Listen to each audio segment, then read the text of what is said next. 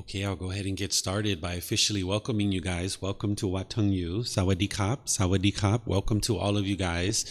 Today is our group learning program, and we start with meditation, and then after our meditation, we move into sharing teachings of the Buddha that will help you on the path to enlightenment. This program, this group learning program, we meet on Sundays and Wednesdays here at the temple, and I also live stream the class from here, as well as in the evening, I teach at 9 p.m. I go home and teach another class. So there's 2 classes on Sunday and Wednesday. So you can join here at the temple or you can join online. So I'd like to welcome you guys here at the temple. And those of you guys that are joining us online, welcome to all of you guys. We're going to be starting with the meditation, which is called breathing mindfulness meditation. This is a primary form of training that the Buddha used in order to move his mind to this enlightened mental state. The enlightened mind is peaceful, calm, serene, and content with joy. You no longer experience any discontent feelings like anger, sadness, frustration, irritation, annoyance, guilt, shame, fear, boredom, loneliness, shyness, resentment, jealousy. Even the slightest displeasure is eliminated from the enlightened mind. And there's meditation that is part of that training, but there's other training as well besides meditation. But we'll start with meditation because you would need meditation in order to get to enlightenment, but there's other things you would need as well. Today, we're studying what's called transforming the 3 poisons, craving, anger, and ignorance. This is chapter 8 of the first book of the book series. There's a book series over there, and we use the first book for this program. It's a 7-month program where each Sunday we go chapter by chapter. And then on Wednesdays, I share teachings on meditation as well. So if you'd like to join for meditation, I'll give you guys some guidance to help you guys understand how to do the meditation, and then we can do the meditation together before moving into sharing some other teachings with you guys. So the first thing is to talk about getting the physical body comfortable as you prepare for meditation. So if you're sitting on the floor, it might mean you have a cushion under your rear. Some people like to put multiple cushions under their rear in order to get their hips up in the air. And this lessens the angle at the hips, the knees, and the ankles. And some people even like to move their legs off of the mat, and it accomplishes the same thing, which gets the hips up in the air. And as you're sitting, you would like to just have your legs lightly crossed, not real tight or not real force, because it would constrict the circulation in the lower legs. You would like to keep the lower body comfortable. And then if you're in a chair, we usually sit with our feet flat on the floor or cross at the ankles. There's multiple positions to sit in. It's not about everybody doing it exactly the same way, because everybody's going to find something that's comfortable a little bit different. So you find what's comfortable for you. There's actually seated, lying, standing, and walking positions for meditation. The hands and the arms, the Buddha put his right hand over his left with his thumbs together, and he put this into his lap. If this is comfortable for you, you could use it. But again, there's other options here. Some people like to put their palms on their thighs or on their knees. Some people like to put their palms up. It's whatever's comfortable for you. You're not interested in the body being painful, but you're not also interested in being luxurious either. But being in the middle, the body can be comfortable, where then you can access the mind and actually train the mind. The upper body should be erect. This keeps the mind attentive and alert during the meditation. Whereas if you were slouched, the mind would have a tendency to be complacent or dull or lethargic. But if you were real rigid, the mind would have a tendency to be overactive and uptight. So you would like the upper body to be erect, where the mind can be attentive and alert during the meditation. I'm going to ease into meditation using some chanting.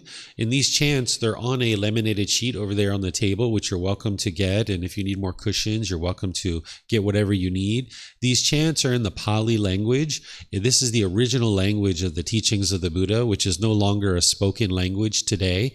And I have the English translations on there as well, so you can see the English translations. These aren't rites or rituals or ceremonies or worship. It's not prayer when we're doing chanting. Instead, all you're doing is easing the mind into meditation, and we're easing the mind out of meditation.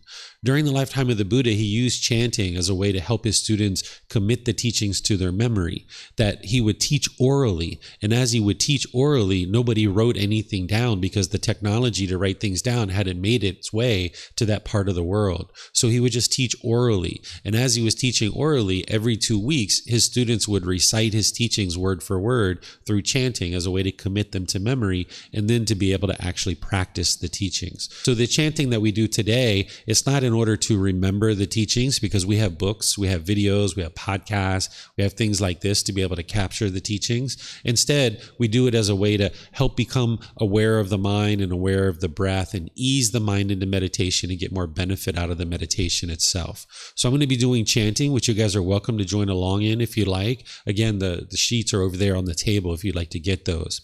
After the chanting, I'll then provide some guidance with my voice, just helping you to understand what to do during the meditation as we're starting to meditate together.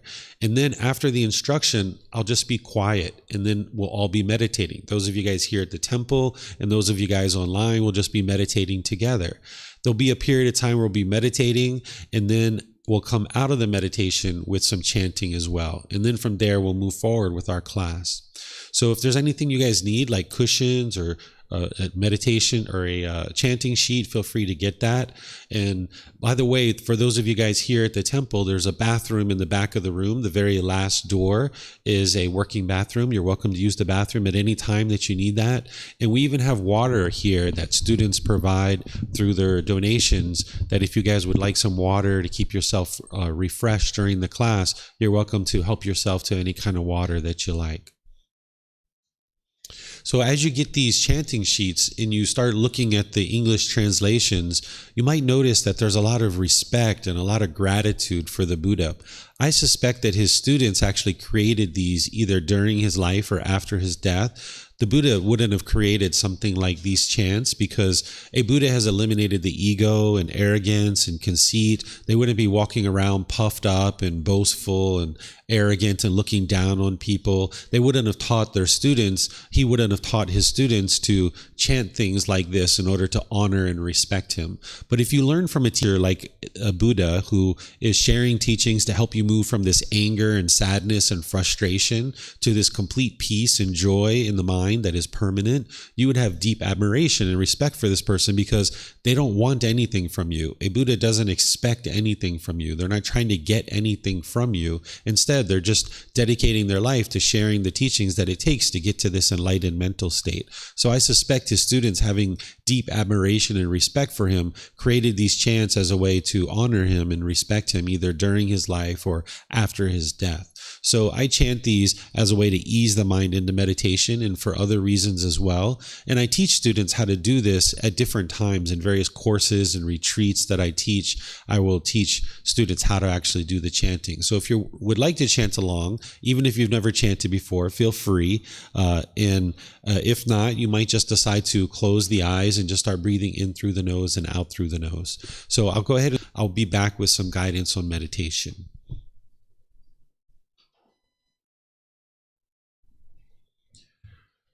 Arahang Samma Sambuddho Mahakawa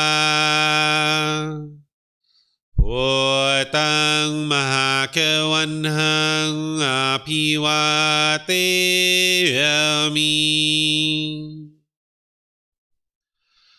Savakato Mahakavata Dhammo Dhammang Namasami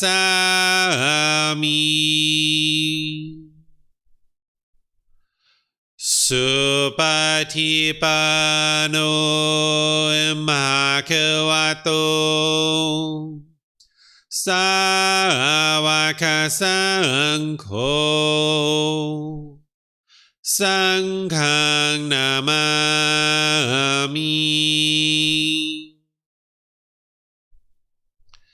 Namo Tassa Bhagavato Arahato Samma Sambuddhassa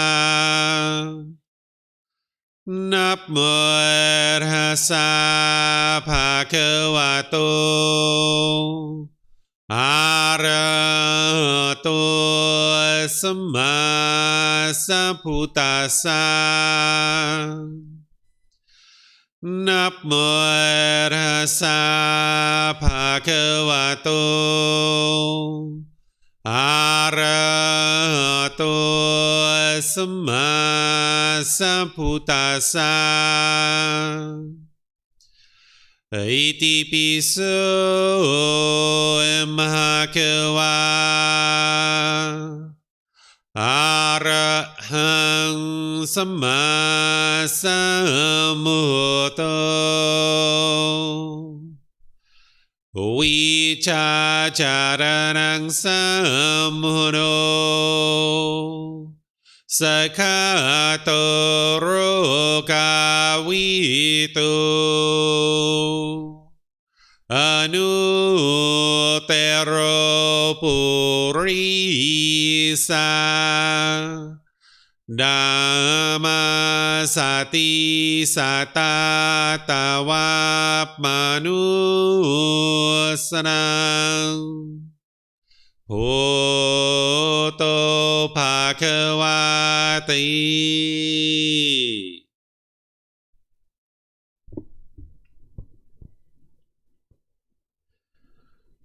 Okay, with the lower body and hands and arms comfortable, in the upper body erect, just close the eyes and start breathing in through the nose and out through the nose. Here you're just looking to establish the breath. A nice, natural, steady, consistent breath. Not forced or controlled, just a gradual inhale through the nose, experiencing the full breath. And then when you're ready, exhale out through the nose. Breathing in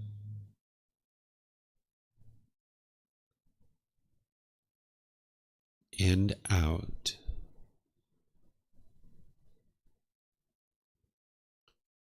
Breathing in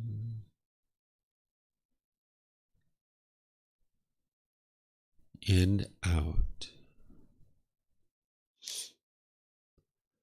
Your breath may not match up with the guidance that I'm providing, and that's okay. This is your practice. I'm just here for guidance. You can use this voice as a reminder that whenever you get to the next inhale, breathe in gradually through the nose, establishing a nice, natural, steady, consistent breath. And then, whenever you're ready, exhale out through the nose. Breathing in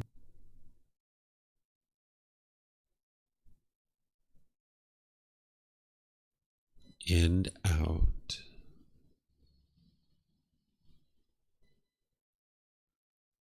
Breathing in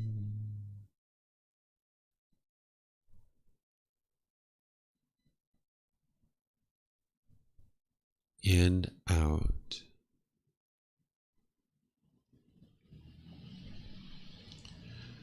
With the breath well established, start fixating the mind on the breath, either the sound of the breath coming into the nose or the sensation of air moving over the skin into the nose. The breath is the present moment. Fixate the mind on the breath, the present moment. Breathing in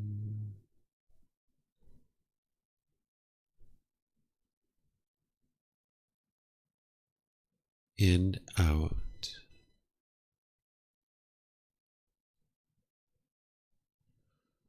Breathing in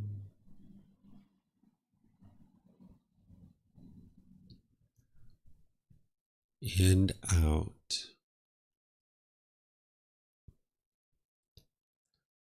With the mind fixated on the breath, whenever you notice that it moves off the breath, Cut that off, let it go, and come back to the breath, the present moment.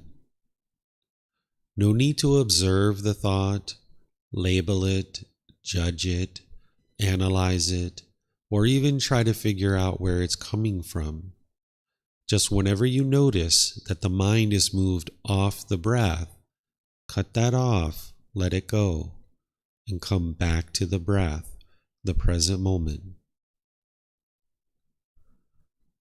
Breathing in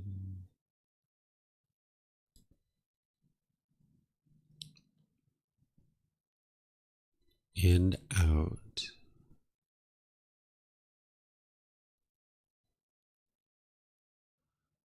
Breathing in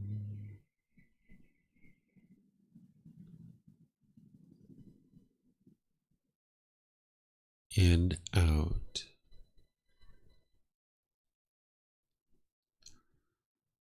I'm going to be quiet now and let you do this work of focusing on the breath, cutting off and letting go anytime the mind moves off the breath. You have nowhere to go. There's nothing to do. No one needs you right now. This is your time to focus on the breath. Breathing in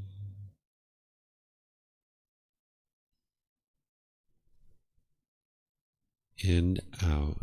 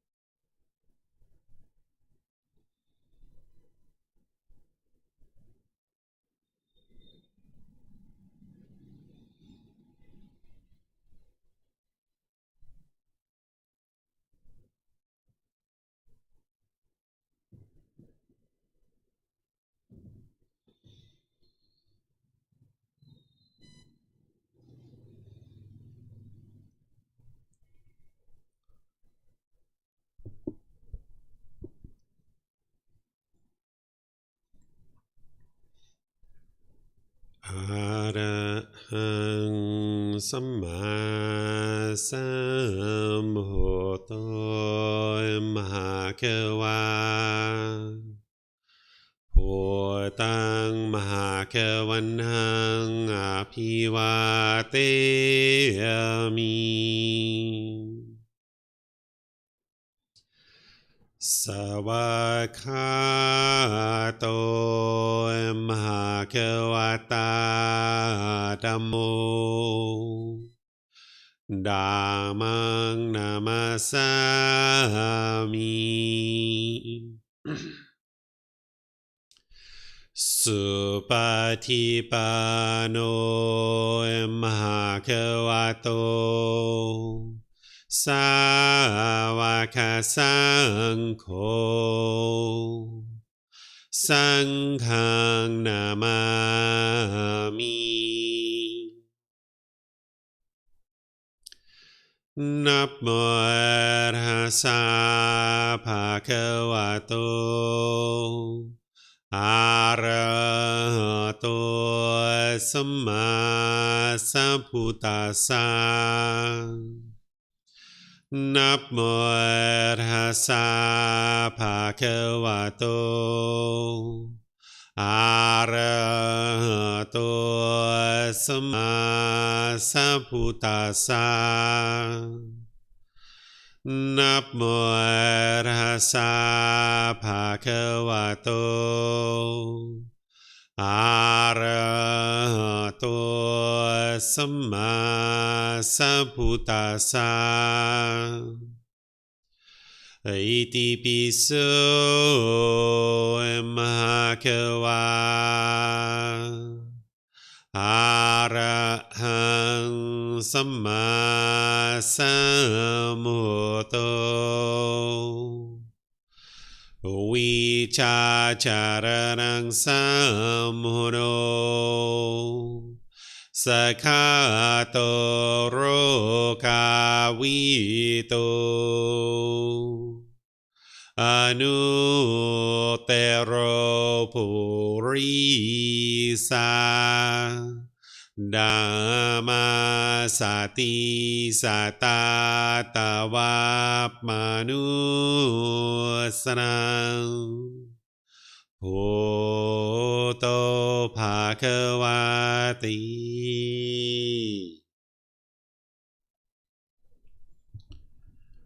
Okay, if you guys would like to slowly make your way out of meditation.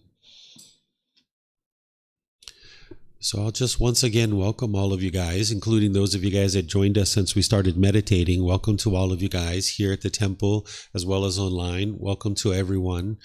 This is breathing mindfulness meditation. We're going to be talking about it a bit more as we move into our class today. And as we get started, I would like to just share something with you that I typically share with students when they're first starting to learn the teachings of the Buddha, is that you shouldn't believe any of the teachings of the Buddha. Anything that I share with you, you should never believe this. You shouldn't believe what's in books. You shouldn't believe what people tell you, because with belief, you won't know what's true or false. The teachings of the Buddha aren't going to work and help you if you just believe them, because you won't know what's true or false. So you're not believing, and then hoping something good happens when you die. That's not the way the teachings of the Buddha work. Instead, you're learning his teachings, you're reflecting on them to independently verify them, and then you're practicing them. And as you're practicing the teachings, this is where you're transforming the mind and uprooting certain pollutions. Some of these pollutions we're going to be talking about today.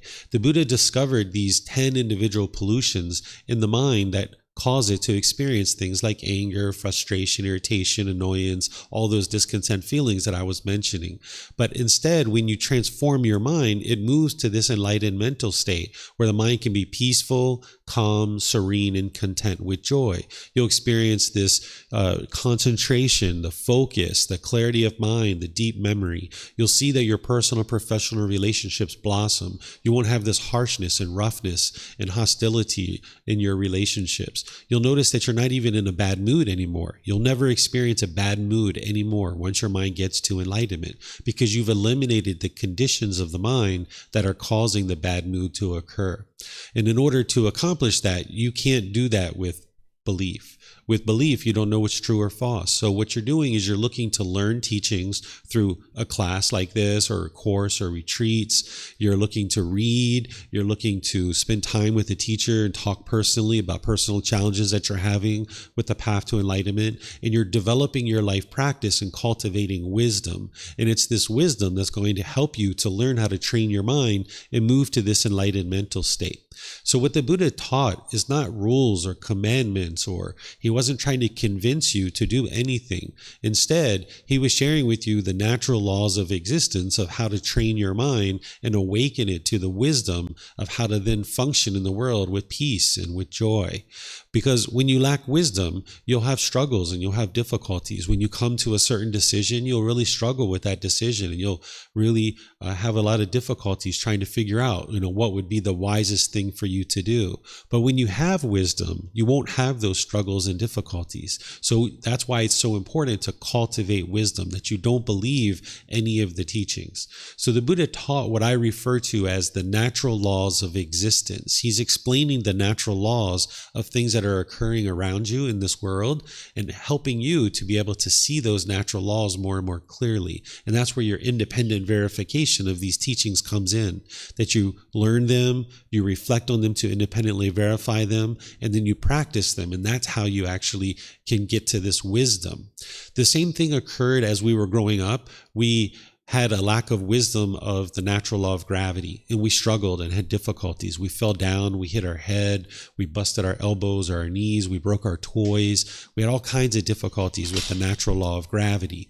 But slowly but surely, we awoke to the wisdom of this natural law of gravity, and then we were able to make wise decisions that produced wholesome results. We learned to tie our shoes. We learned to look at the surface of the sidewalk or wherever we were walking. We learned how to balance ourselves on a bicycle and things like this. So we started making wiser decisions that led to wholesome results. But as long as we had a lack of wisdom of the natural law of gravity, we made unwise decisions that produced unwholesome results for us. And then as we awoke, we then got to the point where we were maybe 10 or 12 years old, that we were able to climb ladders, we were able to ride bicycles. Now you might be able to ride a motorbike, get on airplanes, travel all around the world with this wisdom of the natural law of gravity, and you don't fall down and hit your head and bust open your elbow and things like this anymore, because you have wisdom. So you now make wiser decisions that lead to wholesome results. So the same thing needs to occur with these natural laws of existence, that you gradually awaken to the wisdom that the Buddha is sharing with you.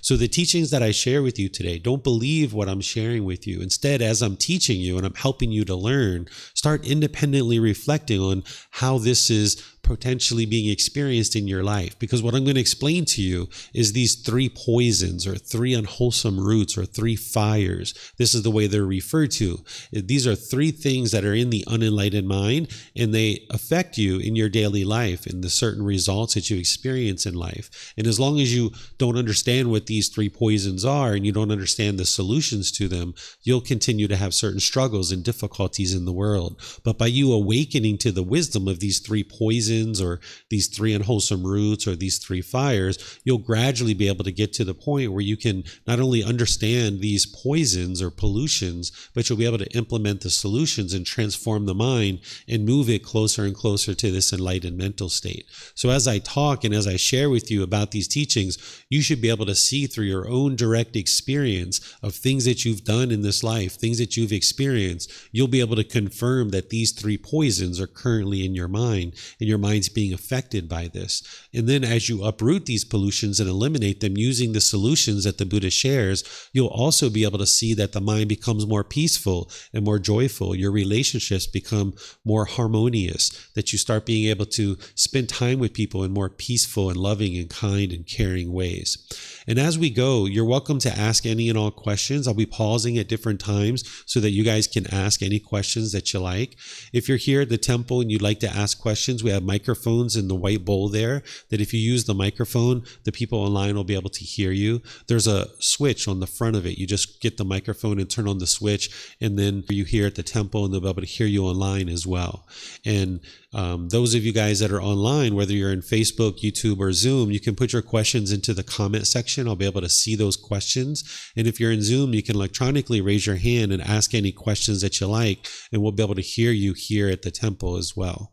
So again, as you need, there's a bathroom in the back, there's water. Make yourself comfortable, ask any and all questions that you like, and be sure that you're reflecting on what I'm sharing with you so that you can see the truth in the teachings that the Buddha shares. And that way, you'll be able to benefit and get the results of moving the mind closer and closer to this enlightened mental state. So first, let me just share with you guys what the three poisons are, helping you to understand a little bit about what they are. What the three poisons, the three unwholesome roots, or the three fires are, these are sometimes referred to as defilements or taints or pollutions of the mind. They describe these high-level pollutions that are in the unenlightened mind and what's keeping it in the unenlightened mind.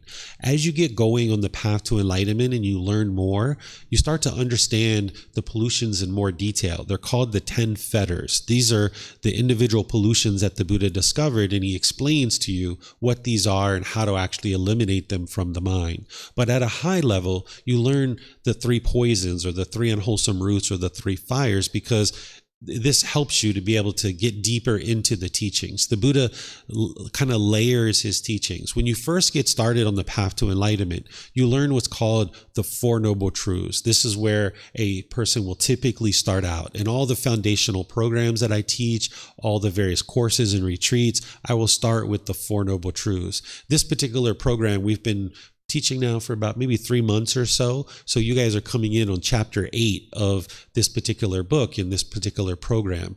But here you're going to be able to see from a very broad sense of what these three poisons are. But typically you will start with the Four Noble Truths, which gives you kind of a window into the unenlightened mind, understanding what's causing the sadness, the anger, the frustration, and other discontent feelings. Because as long as you don't understand what's causing these feelings, you wouldn't be able to actually eliminate them. So the three poisons are going a level deeper into understanding the unenlightened mind. But then from there, once you understand that and the solutions that are implemented there, you go even deeper into what's called the 10 fetters. These are 10 individual pollutions, and it's the 10 fetters that bubble up into the three poisons and helping you to understand what's actually plaguing the unenlightened mind. When you're making decisions in the unenlightened state, if you're making decisions through craving, anger, and ignorance, which are these three poisons, then it's going to produce what's called unwholesome gamma, or some people refer to it as karma. The word karma is from the Sanskrit language, and the version of this that we use in the Pali language, because the original teachings of the Buddha in the Pali language is the word gamma. If this were translated to just one English word, I would just use that English word rather than using this Pali word of gamma.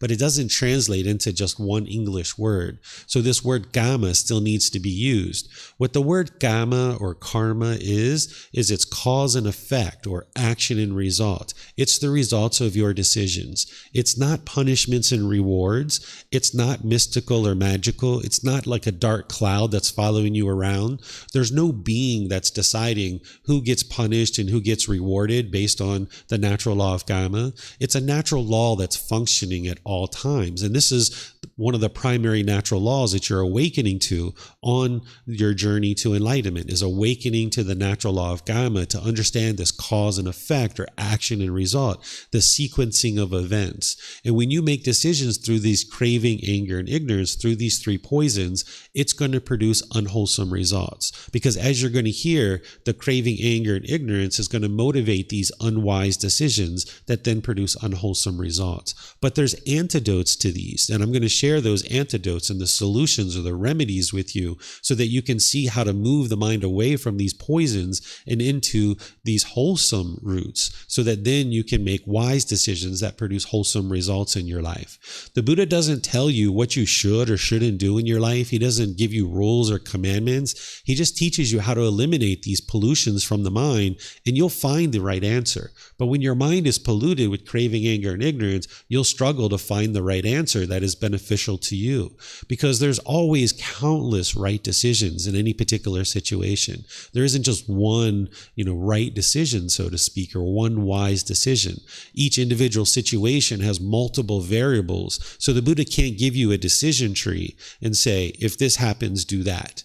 If this happens, do that. Instead, he's helping you to understand how to eliminate these pollutions out of the mind. And when you do so, then your mind will be able to come to a wise decision, because you'll be functioning through what's called the wholesome roots. So the three poisons, or the three unwholesome roots, or three fires, they describe the problems in the unenlightened mind through this understanding of craving, anger, and ignorance. And then by understanding the problems of these pollutions and understanding how to solve these, you can move the mind to this enlightened mental state. And as I mentioned, it's the 10 fetters that are really going to give you the full detail of what the individual pollutions are that the Buddha discovered and how to eliminate those. And when you eliminate all 10 fetters, that's when the mind is actually enlightened. You'll see the brightness and the radiance and the joy coming through in the enlightened mind. That's where you'll see the concentration and focus of the mind, because when you have pollution in your mind, you'll have trouble remembering things. You'll have a lack of memory, a lack of concentration, because the mind is polluted. But when you get those pollutions out of the mind, it can perform optimally. This is why you get focus and concentration, clarity of mind, and deep memory as your mind becomes more and more enlightened. These are also known, at least the antidotes are known as the three wholesome roots. So when you're making decisions through the three wholesome roots, which is what I'm going to help you understand as well today, this is what produces the wholesome results. The wise decisions are going to come through the wholesome roots. So depending on how you talk about these, when people talk about them as three poisons, they talk about the solutions as antidotes. Or if they talk about them as the three unwholesome roots, they will talk about the solutions as the wholesome roots. Or if they talk about the three fires, they will talk about extinguishing the three fires. So depending on how somebody talks about them, they might use these different analogies to describe poisons of craving, anger, and ignorance. So what I'm going to do is I'm going to explain all three of them at a high level to you, and then we're going to go one by one and explaining each one individually along with the solution. So let me give you the big picture first of what these three poisons are, and then we'll go one by one and helping you to understand what they are and how to transform them and get rid of them. So essentially what the three poisons are is they're craving, anger, and ignorance. And there's other ways to refer to these. Some people use things like greed, hatred, and delusion. You might hear people translate it that way. Or some people might say desire, ill will, and confusion or misunderstanding. What the craving, desire, attachment is this is the longing, the yearning, the chasing after the objects of your affection, kind of like this unquenchable thirst. It's like the mind thinks that the next new shiny object waiting around the corner is going to provide some kind of lasting satisfaction. So you have this longing, this yearning, the mind feels like it's almost pulling towards the objects of its affection. And if you get what you want, you get pleasant feelings like happiness, excitement, elation, thrill, exhilaration, euphoria. You get really happy when you get what you want. But then the problem is that you can't always get what you want. You can't permanently get what you want. So when you don't get what you want, your mind gets these painful feelings like anger, sadness, frustration, irritation, annoyance, guilt, shame, fear, stress, anxiety, things like this. They're very painful to experience. And then there's other feelings called neither painful nor pleasant. These neither painful nor pleasant feelings are things like shyness. You might say it's not painful, it's not pleasant, it's neither painful nor pleasant. Or kind of like discomfort or unsatisfactoriness. This is neither painful nor pleasant. So you've got these pleasant feelings, painful feelings, and neither painful nor pleasant. And these are called conditioned feelings because these feelings are based on some condition. So for example, if you have a craving to go outside and go hiking, when you see it's sunny outside, you might get excited. You might get so happy. You might get so thrilled, like, yes, I can go hiking. Oh, this is going to be great. It's going to be wonderful. But that's a conditioned feeling because it's based on some condition, the sun. When it's sunny outside, you'll be happy. But then when you go take a shower and you come out and you see it's raining, now, because that condition of the sun is impermanent, your feeling of happiness is also impermanent. It's temporary. So now your mind will move to the painful feelings because it's not getting what it wants. It wants the sun, but the sun is not permanent. So your happiness and excitement is not permanent. It arises, it changes, and it fades away.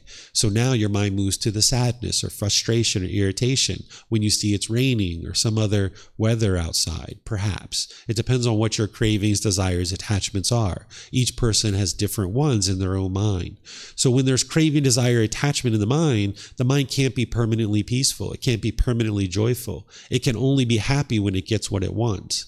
So in the unenlightened mind, there's this condition, this condition, this condition, this condition. And if all those conditions are met, you'll be happy. And then when those conditions aren't true, when they're not met, your mind will move to the painful feelings. So this is the craving, desire, attachment that's causing this. And when the mind doesn't get what it wants, it moves to this anger, this hatred, this ill will, and lesser versions of that, like frustration or agitation or annoyance or irritation. This is where the mind becomes bitter and harsh and hostile towards others. And you might even push people away. You might feel certain painful feelings and you push people out of your life thinking that's going to solve the problem. Or you might become bitter and harsh and hostile towards someone and they choose to leave out of your life. Or you might put your expectations on somebody and try to force them to do things your way. And you think if you can just get them to do things your way, everything will be perfect. But this is not going to solve the problem because the true problem is the craving. As long as there's craving in your own mind, your mind's going to get these discontent feelings. But in the unenlightened state, an individual will typically blame other people for your anger. You might say, you are making me angry, or you are annoying me, or you are frustrating me, or that music is irritating me, right? So then an individual will try to push that person away, or they'll become bitter and harsh and hostile, or they will put their expectations on someone trying to control them to do things their way. And this is just because of the craving. And the mind doesn't understand this. This is the third poison. The mind doesn't understand this craving and anger. There's a certain amount of ignorance or unknowing of true reality. We're translating this word that the Buddha used to ignorance. And today that word ignorance has a bit of a derogatory term, or it's a bit of a way to kind of degrade somebody by calling somebody ignorant. But the Buddha didn't degrade people. When he's enlightened, when a person's enlightened, you don't degrade people, you don't talk down to people, you don't think of people in negative ways. So we're using this word ignorance to translate it, but a better way to think about it is this unknowing of true reality, or this confusion, or this misunderstanding. The mind has this unknowing of true reality. It doesn't realize that it's causing its own anger. The unenlightened mind doesn't realize it's causing its own sadness, its own frustration, its own annoyment. It doesn't understand craving, anger, and ignorance. So therefore, with this lack of wisdom, the mind stays stuck in this constant cycle of continuing to experience anger and frustration over and over and over again. That you'll feel these painful feelings based on your cravings not getting fulfilled. And when you're feeling these cravings, you will then have new cravings to have these pleasant feelings. You'll chase some pleasant feeling, and you'll chase and chase and chase the objects of your affection. In some cases, you get what you want, and you kind of feel justified in that chase. It's like, I got my new shoes. I feel great. But then for about a week or two, you feel wonderful, or for a month or two. But then that fades away, and now your mind ends up in the sadness again. So now you might chase a boyfriend or a girlfriend and think that that's what you need. And now you'll chase after that. And maybe you get it, maybe you don't. And then maybe you want a new house, or a bigger house, or a car, or more money at work, or more friends, or something else. The mind will just chase after these different things, continuing to think that there's something external that's going to solve the internal problems that are in the mind. And this is just from the lack of wisdom that the mind keeps doing this over and over and over and over again. There's periods of time where the mind will experience some peace or joy here and there in the unenlightened state, but it's only a matter of time before a craving either gets fulfilled and you get conditioned pleasant feelings, or it doesn't get fulfilled and you get these conditioned painful feelings. So the unenlightened mind is essentially going up and down, up and down throughout different times of your life. And by the time you train your mind and eliminate and eradicate these three poisons, your mind can be stable and steady. You can have peace and joy in the mind at all times, because you've eliminated these conditions that are causing it to be shaken up. So now what I'm going to do is I'm going to go through each one of these and explain it in a bit more detail and give you the solutions of how to actually transform this so that you can eradicate it from the mind if you choose. So this craving or greed, some people refer to it as greed or desire or attachment. What this is this burning desire, this never-ending thirst, this constant thinking that something outside of you is going to provide some kind of lasting satisfaction. So the mind thinks that these external things are going to provide something beneficial, so it keeps chasing after them. And the mind doesn't just pursue things as a goal, as an objective or an interest, and gradually work towards it. Instead, the mind thinks it needs to chase and chase and chase and chase because it wants to hurry up and get to those pleasant feelings. The mind thinks if I can just get what I want, I can get that happiness and that excitement. And the mind chases after things. And in some cases, it gets what it wants. And it feels justified in its chase. And it feels like it was worthwhile to chase after these things.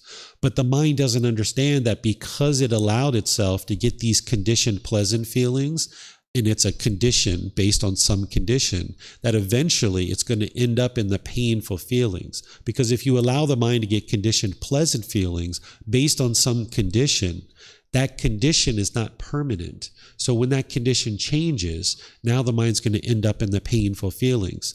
And sometimes these two things are happening so far apart from each other, you don't even realize that this is what's occurring.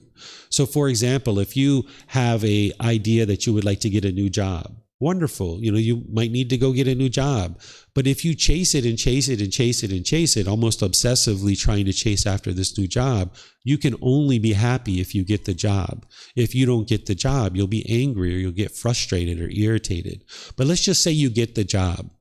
And you've been chasing this job and you've really been wanting this job. It's the perfect location. It's the perfect salary. It's the perfect responsibility. The titles, the coworkers are amazing. And you've chased after this job and you chased it and chased it and chased it. And now you got it. And you got all happy and you got all excited. And it's the perfect job for you. You've been working there 6 months, a year, 2 years, however long. And you can't imagine working anywhere else. This is the absolute best job you've ever had. But then say something happens with the company. Say it goes out of business and they need to lay people off or they need to fire people or whatever reason you need to leave this job. It could be 2 years, 3 years, 5 years later that you lose this job and now you feel sad or you feel angry or you feel frustrated.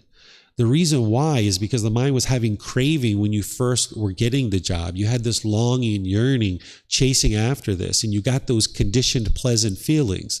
Those pleasant feelings of happiness and excitement were based on the condition that you have this job. And now, 2 years later, 3 years later, 5 years later, when you don't have that job anymore, you experience the painful feelings. But these things are sometimes so far apart from each other that you don't recognize what is actually occurring. And this is one of the things that a Buddha does, is they awaken to this wisdom to be able to help you see it so that then you can look in your own life and your own experiences and you can see the truth for yourself, that this is what the mind's doing, that it's craving permanence. It's wanting this job to be permanent. And if you can just hold on to this job permanently, the mind feels like it would be happy. It would be excited. But the problem is that this job is not permanent, because everything around you is impermanent. You can confirm this as a universal truth, that everything around you is impermanent. This physical body is impermanent. It's constantly changing. Your relationships are constantly changing. Your clothes, your bank account, your job, your material possessions, all of these things are constantly changing. But with craving, desire, attachment in the mind wants these things to be permanent because it doesn't understand that there's this universal truth of impermanence, that everything around you is impermanent. The mind is unawakened, it's untrained. So with this craving, it's craving this permanence, wanting things to be permanent. The same thing is true if you've been in a relationship with a boyfriend or girlfriend. When you first get together, maybe as a husband or a wife, you got all these pleasant feelings based on the condition of having a boyfriend or girlfriend or husband or wife. And when you guys first got together, everything was wonderful. You guys went out to movies together, you went out to dinner together, you went to the park, you had great conversations, you might have even had intimate contact at different times. But then over a period of time, the cravings got more and more and more and more. The expectations, the wants, things that you wanted from the relationship, things that they wanted from the relationship became wider and wider and wider, deeper and deeper and deeper. And all of a sudden you couldn't live up to those expectations, or the other person couldn't live up to those expectations. And now when you weren't getting your cravings fulfilled, when you weren't getting your longing and yearnings fulfilled, your mind experienced these painful feelings of the anger, the sadness, the frustration. And for whatever reason, you guys broke up and the relationship was over. And then maybe you were angry and sad with that as well. The mind was craving for this relationship to be permanent, but it was never going to be permanent. Even if you guys were together for the rest of your life, more likely than not, one of you would have died first. And if your mind's craving and it's holding on, it's wanting this thing to be permanent. When the mind experiences impermanence, it doesn't like that. The unenlightened mind doesn't like the impermanent nature of the world. It craves permanence. It doesn't see the truth that all the things around you are impermanent. So it keeps craving this permanence, and it can only be happy if it gets what it wants, which is this relationship to be permanent. But this relationship isn't permanent. Another example that I often use is if you get a brand new car or something like this, and now you feel all these pleasant feelings because you got this brand new car or this brand new pair of shoes or something brand new, right? And you feel so excited that you got this new thing. And now maybe you take this car and you park it at a store, you go inside and you come out and there's a scratch on the car. And now you get angry, you get frustrated. It's not the scratch that's causing that anger. It is not even the person who caused the scratch. It's the craving, desire, attachment. It's the mind wanting this car to be permanently beautiful.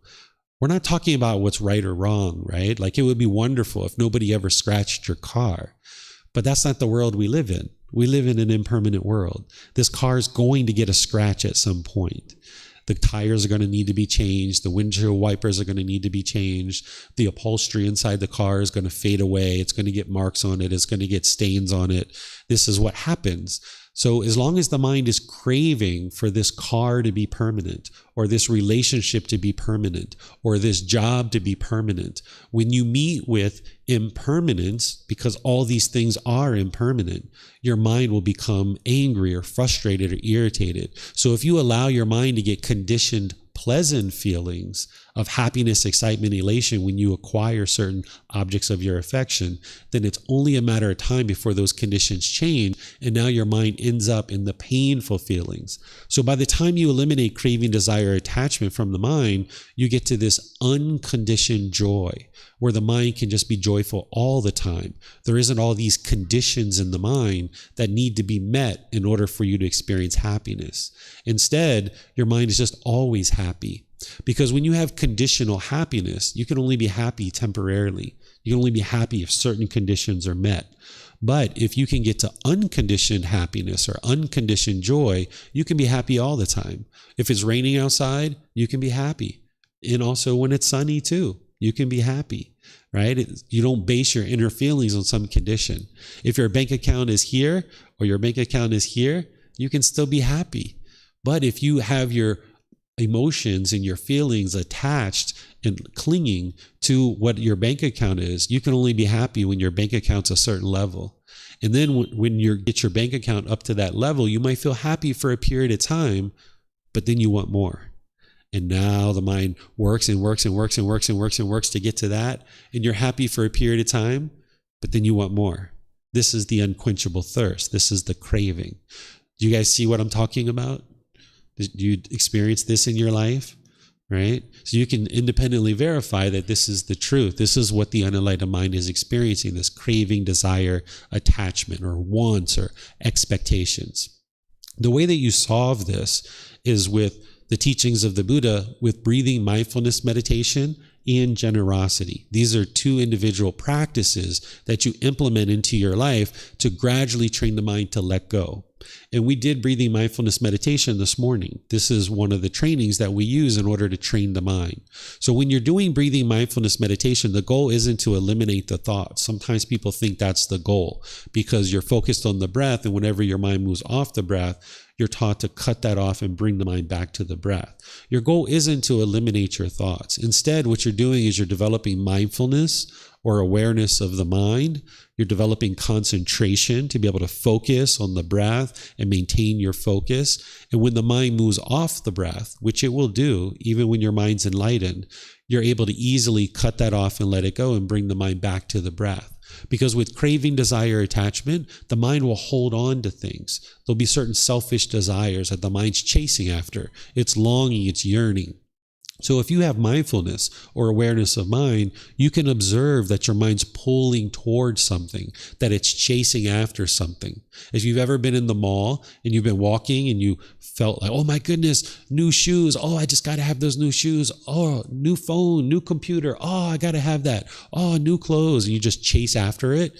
You can notice that with your mind. If you have mindfulness, if you have awareness of mind, you can notice the mind's pulling towards some object of your affection. And if you know that it's ultimately going to end up in painful feelings, you might need to restrain the mind, pull the mind back and cut it off and let it go. So if you're exercising the mind and breathing mindfulness meditation to develop this mindfulness and concentration where you can have awareness of the mind and you can have focus and concentration and you can easily let things go, then in daily life, you can apply these qualities in your daily life to be able to notice when your mind's pulling towards something and then be able to easily cut that off and let it go. And then we also practice generosity. Generosity is giving and sharing more than is strictly required in any given situation.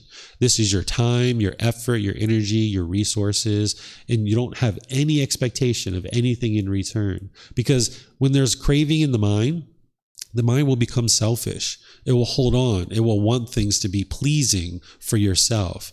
You're just maybe looking out for yourself, your own self-interest, rather than being willing to give and share with others. Usually when we're growing up as children, we're taught to share, but we're not really taught why, right? We just say, oh, it's a nice thing to do. It's nice to share. But the thing is that it's training your mind to let go. It's training your mind to not have craving. It's training your mind to not be selfish, to see the interconnectivity, that we can help each other without any expectation of anything in return. But if we're only wanting something from others and we only do something because we want something, then our mind is having craving because we're only willing to do something if we get something in return. So you would like to train your mind to not have that selfishness, that you're interested in seeing all beings be well, and that you're willing to practice generosity while you give and you share. And you need to even do that without craving too. Whereas if you shared excessively, you wouldn't have the basic needs that you need in order to sustain your life. But if you never shared and you were indifferent, then your mind would be quite selfish. So you need to find this middle way where you're gradually working towards this goal of training your mind and enhancing your mind with breathing mindfulness meditation and generosity to train the mind to let go. So these are the two practices that we use to address craving. And there's other things as well, but when you're learning the 3 poisons or 3 unwholesome roots or 3 fires, you're learning here these high-level understanding of what the problem is, and then these generalized trainings of breathing mindfulness meditation and generosity. So let me pause here and see if you guys have any questions on this. You guys can ask questions here at the temple. Remember, just use the microphones. Or if you're online and you would like to ask questions, you can put that into Facebook, YouTube, or Zoom.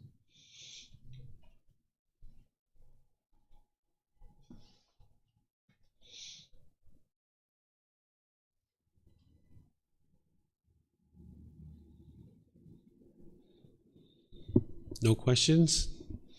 Okay. Let's see. We don't have any online either. So I'll move into the next one, which is anger, hatred, and ill will.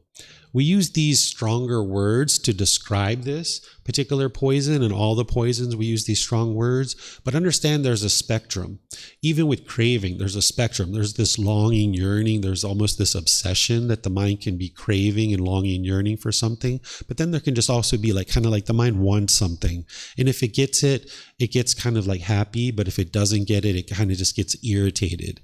But then there's also this anger, hatred, ill will, and then there's lesser versions of that, like kind of like dislike, right, or irritation. So we use these words that are stronger in nature to help illustrate what these poisons are so that you understand what they are, but then understand that there's a whole spectrum here, and that there's lighter versions of these as well that are also producing unwholesome results in the mind. It's all coming from the same pollution or the same poison, but it's just being described with these strong words of anger, hatred, and ill will. So you might not say that you actually hate somebody, maybe, or maybe you do. Maybe there are people in your life that you hate. And this is coming from this particular poison, that there's this ill will, this animosity, this bitterness, this interest in avoiding unpleasant things, that the mind doesn't want to be uncomfortable, that the mind wants things to be permanently satisfying, essentially, permanently pleasing. The mind can have this fear inside the mind, and it can fear others and almost look at others like an enemy, where the mind is looking externally and thinking that others are an enemy. And now there's this anger and hatred that comes up into the mind, and the mind becomes bitter and hostile and aggressive towards others through your intentions, your speech, or your actions. And this anger, this hostility, this aggression, this resentment, also we describe this aversion. This is where you're pushing things away, pushing away your own uncomfortable feelings, or even certain people that are in your life. You might have certain people or certain situations where you push them out of your life, thinking that this is going to solve the problem, that the mind thinks that this outside thing is causing your inner feelings. So the mind falsely believes that if I push this person or I push this situation away, it'll solve the problem. But it doesn't solve the problem, because if you've pushed people out of your life, which I'm sure we've all done at some point, your mind just gets angry again about something else. It just gets irritated again about something else. So if this person or the situation doesn't meet your cravings, you will tend to push that person away or that situation away. This is called aversion, where the mind is averse to this unpleasant thing that the mind doesn't like. Because of its cravings, it sees things as agreeable and it sees things as disagreeable. And if you get what you want, something agreeable to you, you get those pleasant feelings. If you get something that's disagreeable, then you'll get those painful feelings. And with those painful feelings in the mind, it falsely attributes those to something external. So then the mind will push that person or that situation away. Or an individual will become bitter and harsh and hostile through your intentions, your speech, and your actions towards these people or this situation. Or an individual might put their expectations on that person or that situation. But this doesn't solve the problem, because the real problem that's causing the anger and the frustration is the craving, desire, attachment. That's what's causing it. Because as long as you have craving, desire, attachment, there's only certain situations where the mind can be happy. It's a very unique situation. And oftentimes what people find as you age and you get more and more cravings, that there's less and less people that you can spend time with, because there's only a certain number of people that can meet all your cravings. It's only a matter of time before somebody doesn't do something that you want them to do, and you'll feel like you need to push them away. So there's kind of like fewer and fewer and fewer and fewer people that you can spend time with. If you think back to when we were children, we didn't have all those different cravings, and we could spend time with anybody. We could have friends. We could make friends with just about anybody. We could show up somewhere and just enjoy spending time and playing with any particular person that we saw. But as we age and we have certain cravings in the mind, there becomes fewer and fewer and fewer people that you can spend time with, because they're not meeting your cravings. And then the mind is likely to become angry. And because an individual is protecting their mind and not wanting to be angry, thinking that the outside people are causing the anger, you might be kind of resistant to spend time around other people because you think they're going to hurt you. when in reality it's the mind itself, its own cravings that are causing these feelings. So there's a solution to this, just like a solution to craving, desire, attachment. There's a solution to this anger, to uproot it and get it out of the mind and liberate it from these strong feelings. Loving kindness meditation and practicing loving kindness in daily life is the exact antidote or solution to the poison of anger, hatred, ill will. Loving kindness meditation is essentially rewiring the mind so that you no longer have anger that's coming up in the mind. Right now, if your mind is untrained and you're unaware of these things, if you have cravings in your mind, again, if you get what you want, you'll get pleasant feelings. But if you don't get what you want, and somebody does something that you find to be displeasing to you and you get angry, your mind might go down this well-worn path of anger and bitterness and hostility. It's a well-worn path that we're familiar with, and we know where that path leads. It leads to broken relationships and difficulties and struggles. The grass might be worn out, the bushes might be pushed back, and we know where that path leads. But what you're doing with loving kindness meditation is you're essentially rewiring the mind so that it no longer goes down this path. That now, if you start to understand that your mind is causing its own discontent feelings and it's not something external, when somebody does something and you find it to be disagreeable, you realize any feelings that are coming up in your mind is causing this itself. So instead of being bitter and harsh and hostile and going down this well-worn path that ends in broken relationships, you realize what you need to do is go down this new path of loving kindness, this genuine interest in seeing all beings be well, this active goodwill. And because a being hasn't necessarily cultivated loving kindness in their mind when they're first getting started, this path is not well defined yet. You have to get out your machete. You have to cut down the bushes. You have to cut back the branches. You have to forge this new path. So it can be a little bit of a struggle and difficult to go down this path, because what the mind is used to is this well-worn path of anger and bitterness and hostility, and putting this wall between you and other people, that you push people out of your life, then you put a wall between you and them, and you think that solves the problem.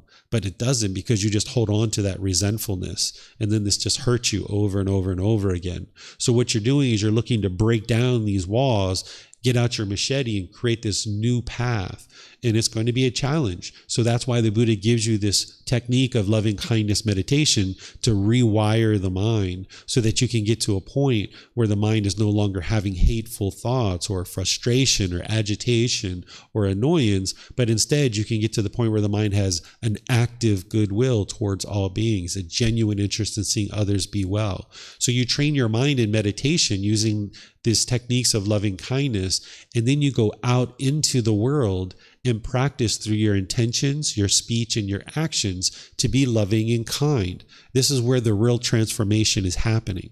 The meditation is helping you. It's kind of like filling up your gas tank, and then you go out into the world and you practice through your intention, speech, and actions being loving and kind. And the Buddha teaches you, as part of the Eightfold Path, how to practice harmlessness and how to practice goodwill through your intentions, your speech, and your actions. This is a core central teaching of the Buddha called the Eightfold Path. And I teach this in all the foundational programs to understand what this core central teaching is so that you can then learn it and practice it and develop the mind. There's 8 individual steps.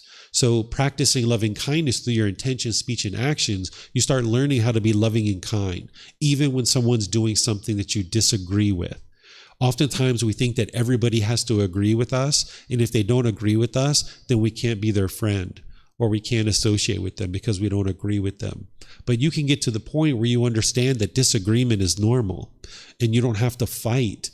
And disagreement doesn't mean that you are disrespecting somebody. You can disagree with somebody respectfully.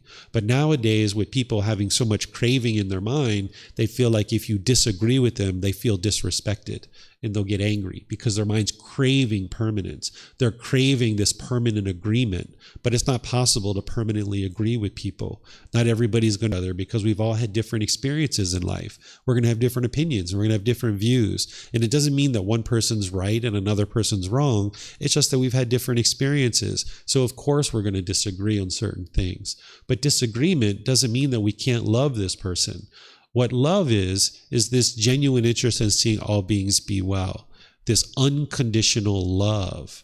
And that's what the Buddha is teaching you and guiding you towards accomplishing.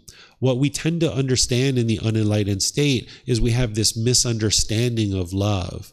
There's craving, desire, attachment that's masquerading as love. That we will say when we meet somebody and we get to know them and they're meeting our expectations, we will say, I have fallen in love with you.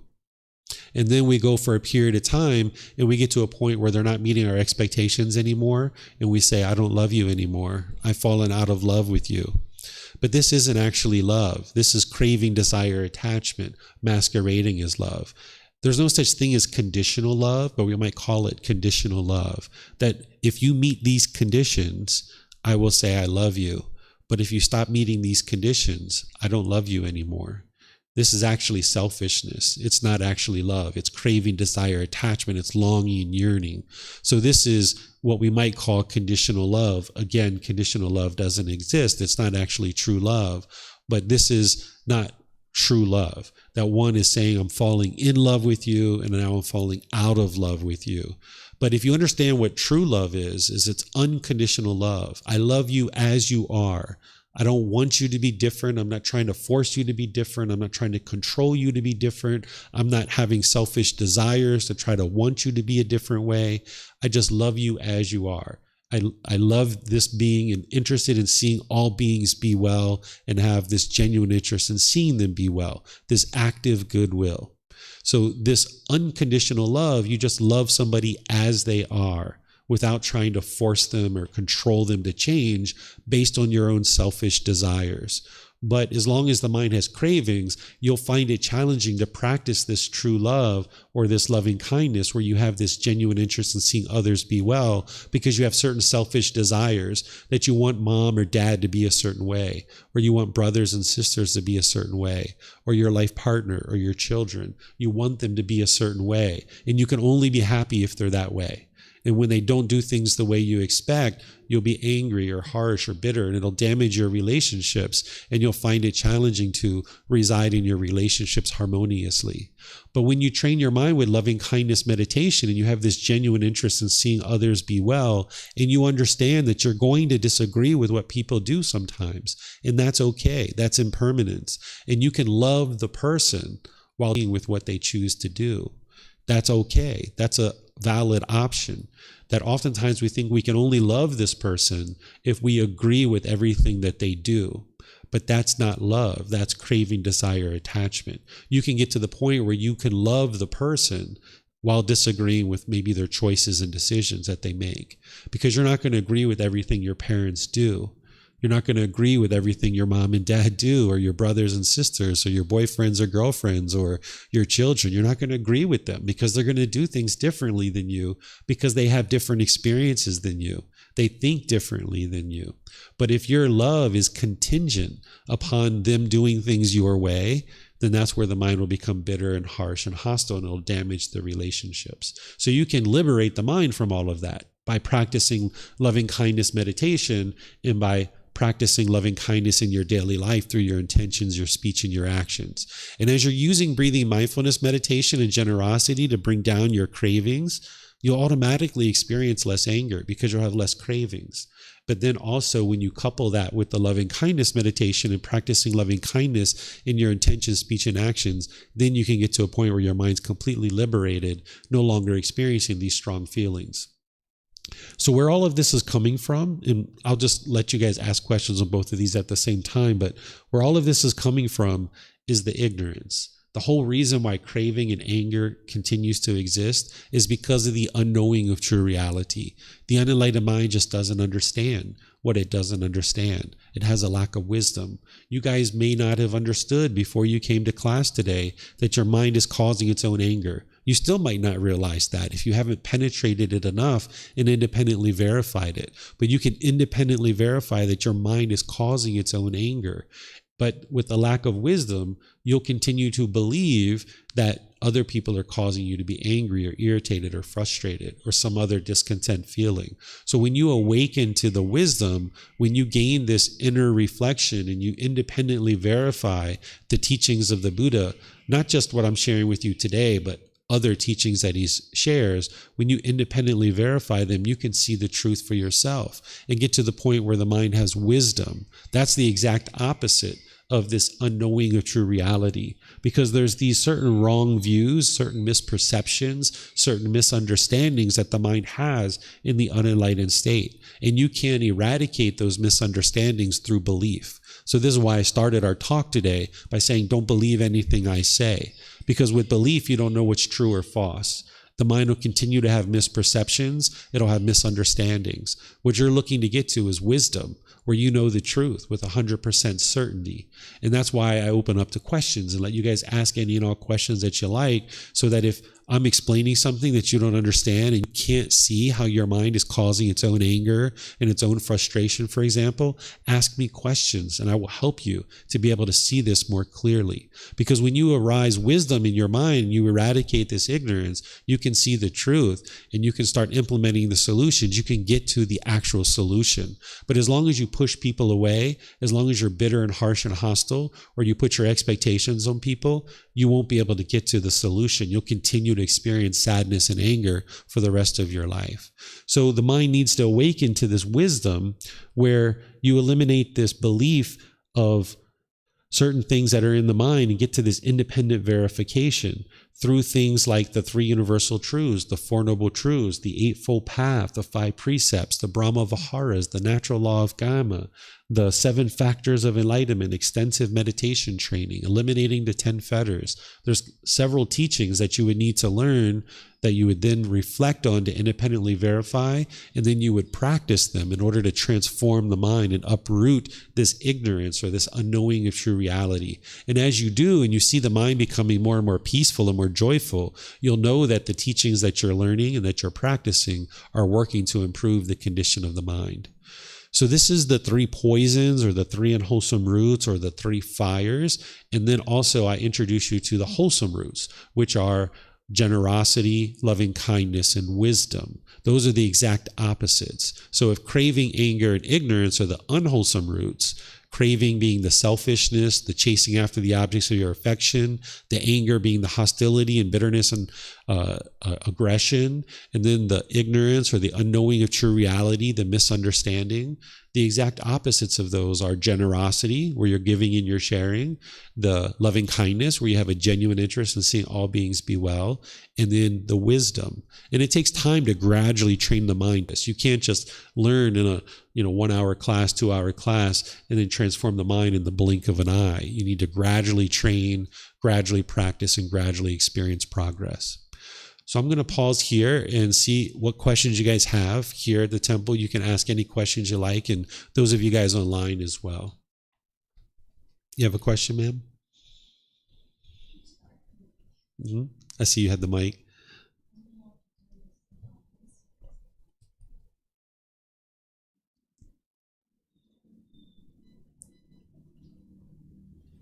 My question is, I completely understand that I fall into these 3 poisons in my life.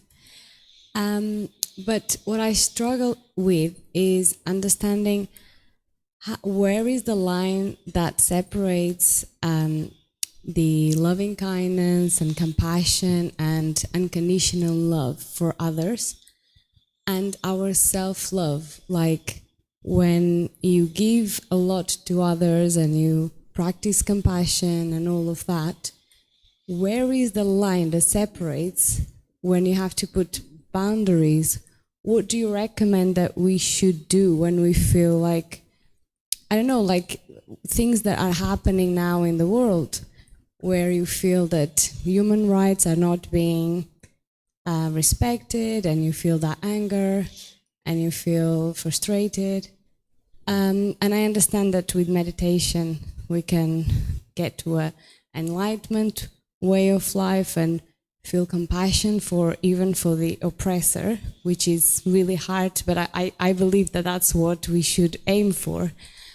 But what I struggle with is that line that I have to set boundaries so I don't really get conditioned to what's happening around me, so I can be in peace. But at the same time, I have to practice love and kindness and compassion and all of that. So that's, I don't know if that's actually a real question, but yeah.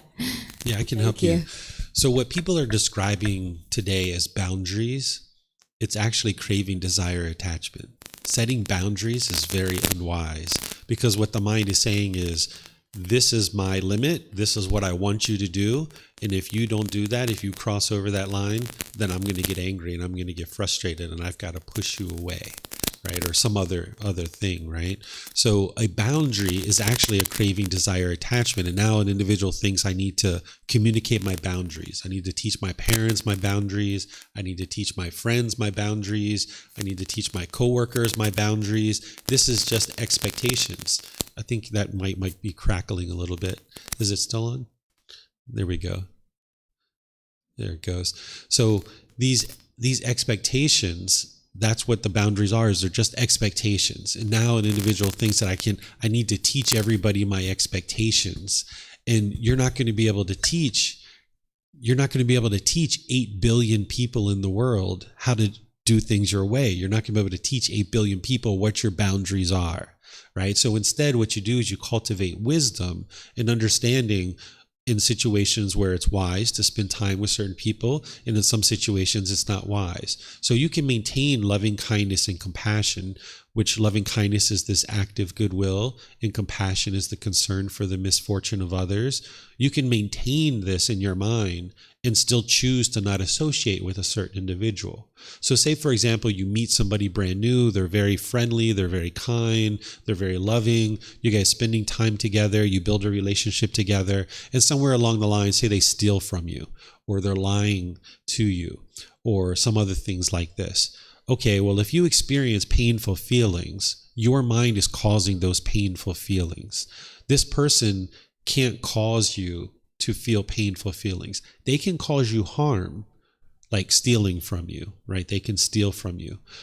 And that's causing you harm because now you don't have that object to be able to do whatever it is, like a car. If they stole your car, you can't go shopping, you can't go to work, you can't take your family places or what have you. So they can cause you harm, but they can't cause your discontent feelings. So what you would maybe come to after realizing this person has stolen from you is you don't have to teach this person your boundaries. Instead, you just realize, okay, it's unwise for me to continue to associate with this person.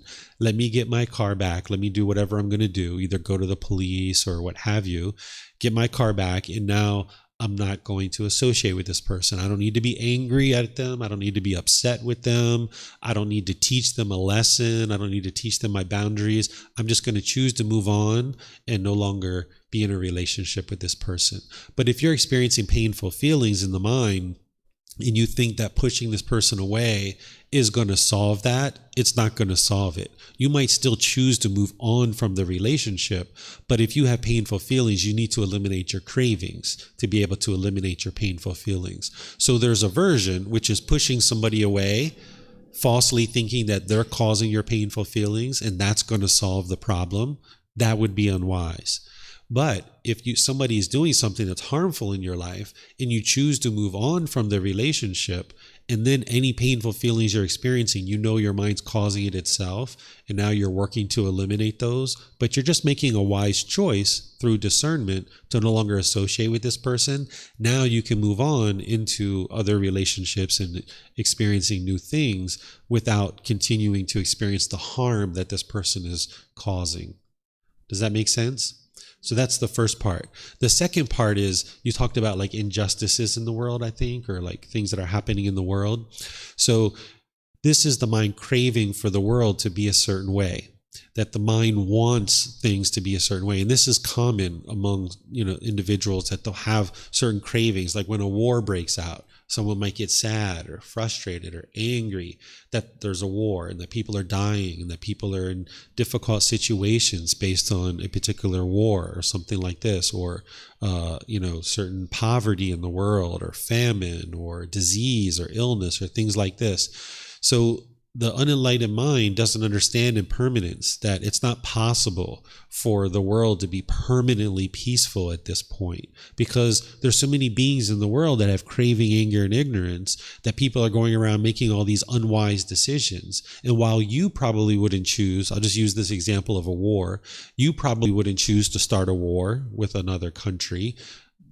That's not what other people are choosing to do. Other people have craving, anger, and ignorance, and their mind is choosing to now start a war, perhaps, or they're wanting things to be a certain way in the world, and they're trying to execute those things to be that way. So the mind needs to get to a point where you realize that all you have the ability to do is control your own decisions. You don't have the ability to control other people's decisions. And if every time somebody in the world does something that you disagree with, if you get angry, then that means you're going to walk around angry, because there's 8 billion people in the world, and they're going to make decisions differently than you. So you got to get to the point where you let go of craving the world to be a certain way, or longing and yearning. And then the mind becomes worried when the world is a certain way. So this is the mind holding on to the world, wanting it to be a certain way. So you learn how to do this on an individual level with like your mom and your dad and your brothers and your sisters and your friends, because if you are, say upset about how the world is, or irritated how the world is, you probably also get irritated and frustrated with people around you when they do things that you don't like too. So you kind of work on your own practice, on your own mind, and realizing, okay, I disagree with what mom just did, but I don't have to agree with her. She's her own person. She's making her own decisions. She's going to experience the results of her decisions. I can help her. I can support her. I can encourage her. I can give her suggestions if she's open to my suggestions. But at the end of the day, it's her decision. She's going to make whatever decisions that she likes. And I just need to be comfortable with that, allowing her to make her own decisions and realizing that I'm not going to agree with her decisions 100%.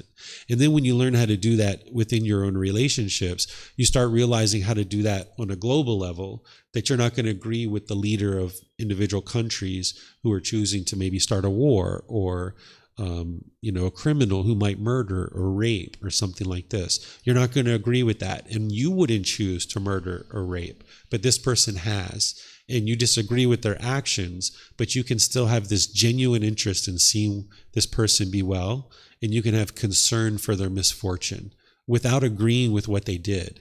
So you can disagree with a murderer. You can disagree with somebody who raped.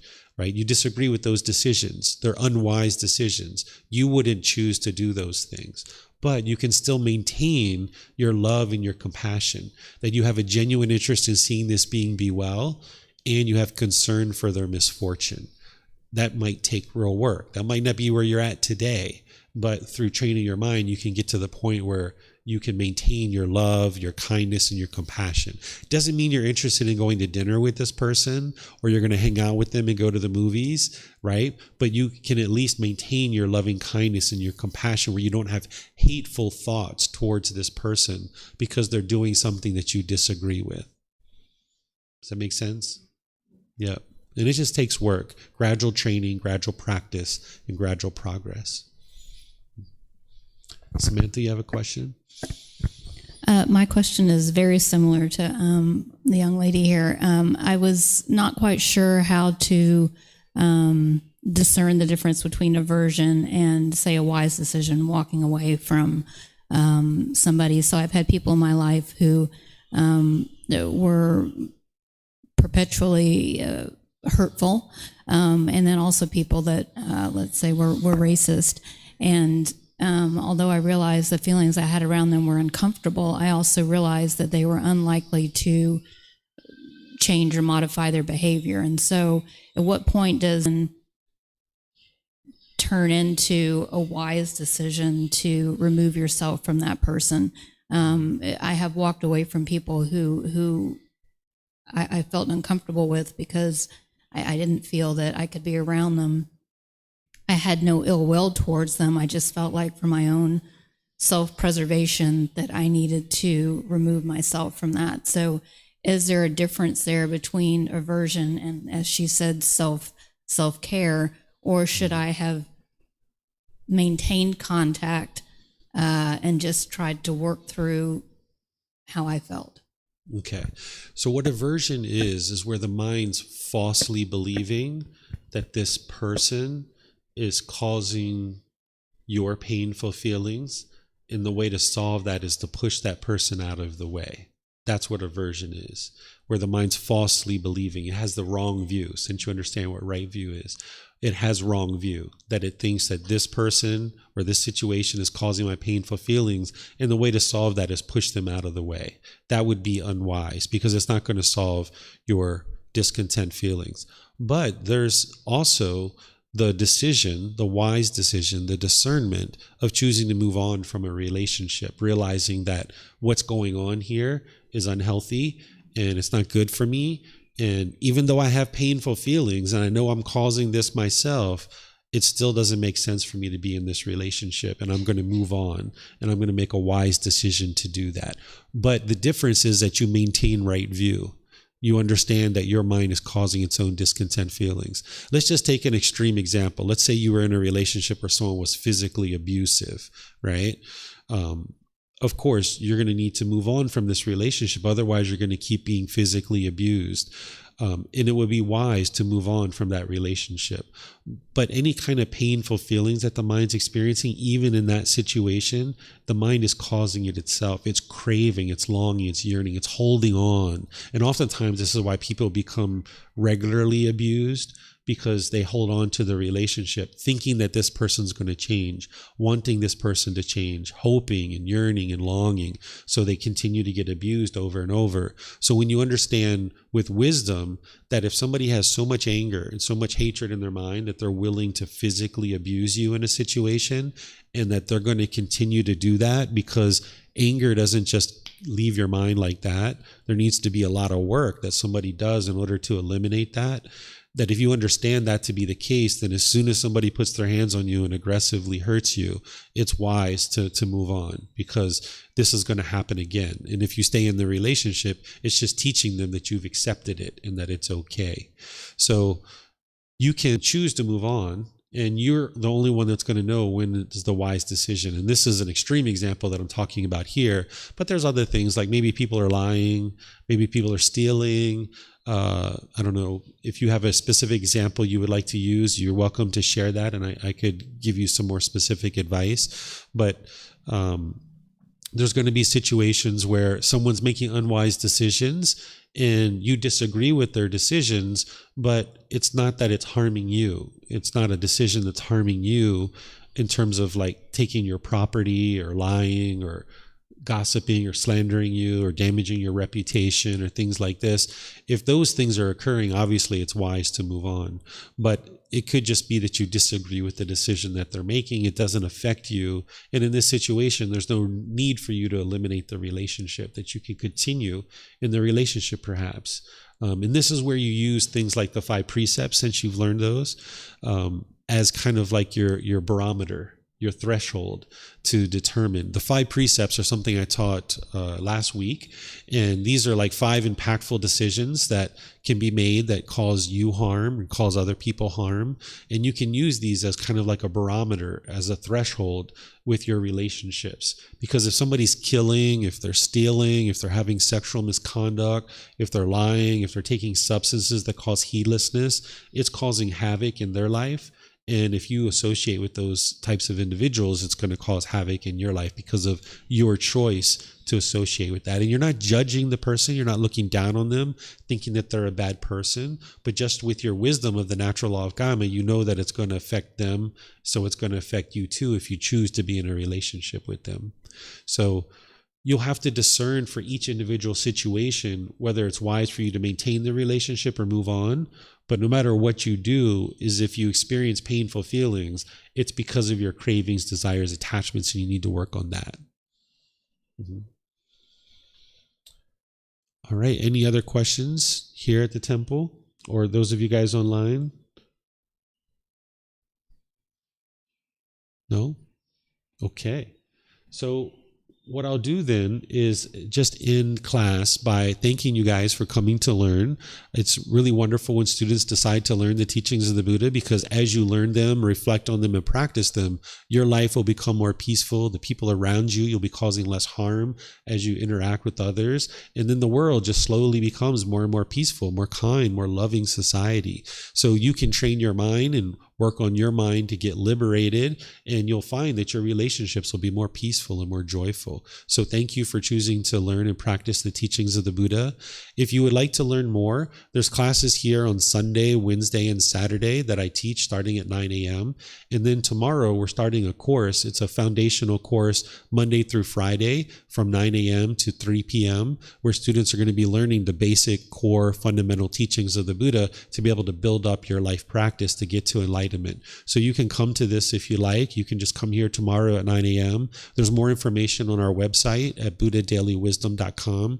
It's no cost. You're welcome to come. We take a nice hour-and-a-half lunch each day, and sometimes at lunchtime students come here and take a nap after they've had lunch. So you're welcome to come and relax and enjoy and learn.